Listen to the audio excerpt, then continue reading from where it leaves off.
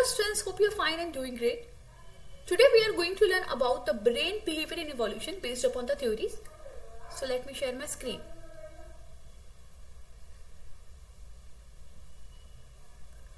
We know that we have the interactions based upon the pattern they are having, the interaction based upon the sociology, the social behavior, interaction decided, and that is basically the natural selection is most important parameter. Natural selection is also the important parameter in altruistic approach because altruism is versus natural selection.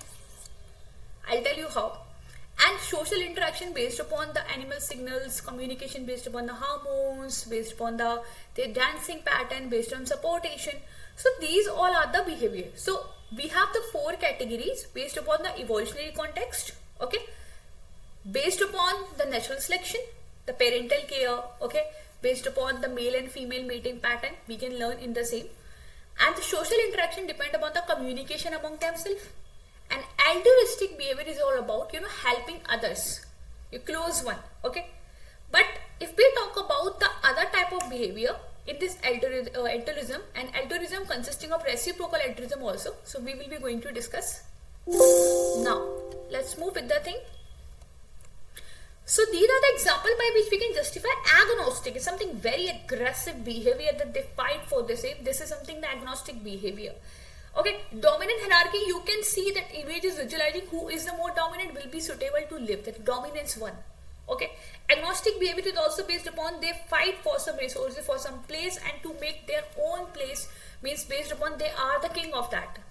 Okay, and we have the third one is territory, means based upon the large territory of the particular organism who are living in the same. So this is something a part of territory behavior. We know still this here. Okay, so now here we have the communication part also. So this is like, okay, now this is clear that, okay, we have the agnostic behavior we learned, okay.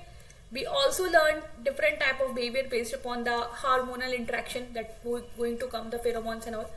Now how these communication help them? If we are having agnostic behavior, right, let us say, if we are having agnostic behavior, so it means we are fighting for the resources somehow, okay. And if we are fighting for the resources, so we are very aggressive. But it requires a mode of communication. Aggression is a mode of communication. However, if we talk about the animal communication, let us say if we forget this territory and your agnostic behavior, okay, dominant hierarchy, we can consider these communication based upon the chemical channel, releasing of hormones, pheromones, the smell, visual communication based upon the contact of eye, auditory based upon the hearing, and tactile based upon the receptors. Okay, so these mode of communication are equally important as like they are living in the area and how they are helping each other. Okay, so these communication play a very important role. We know that there are several theories that are playing a very important role in order to define the same. Let us learn the same. Among them, the first part is the biological clock. This part is something very different from the animal that I am taking here, but it is connected with the biological clock means their circadian rhythm.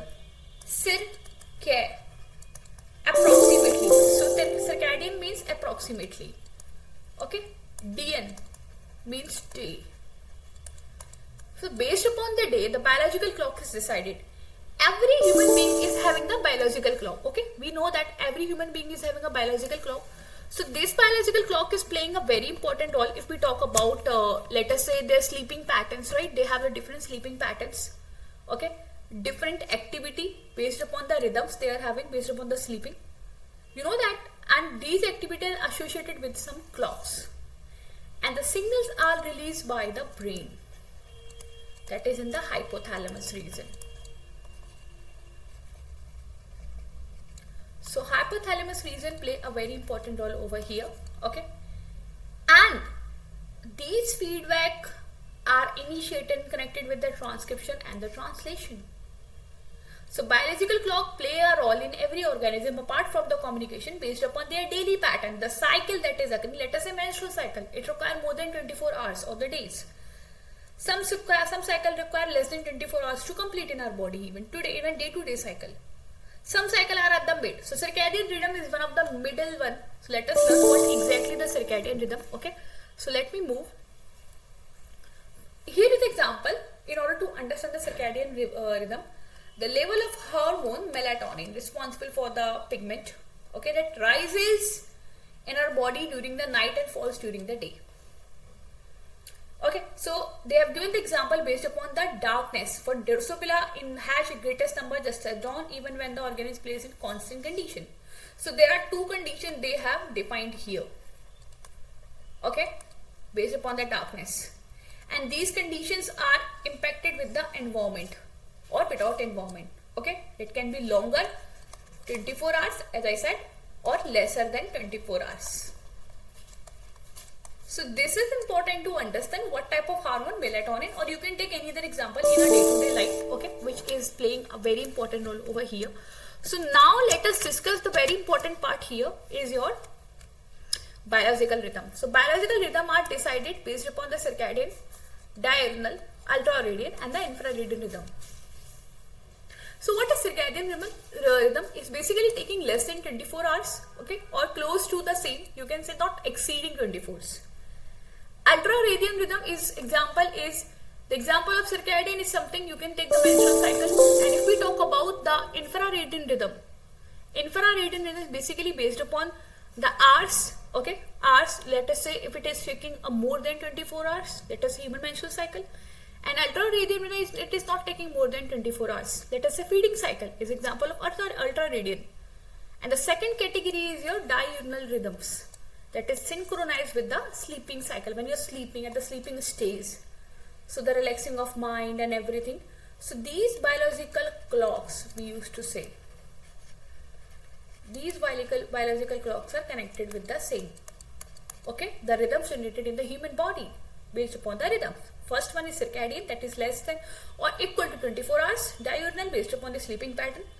Ultraradian rhythm based upon your feeding pattern, that is less than 24, and the infraradian rhythm is basically not more than, but yes, more than, very more than. Okay, so it's not like okay few hours, no, very more. So menstrual cycle take a days, 28 days.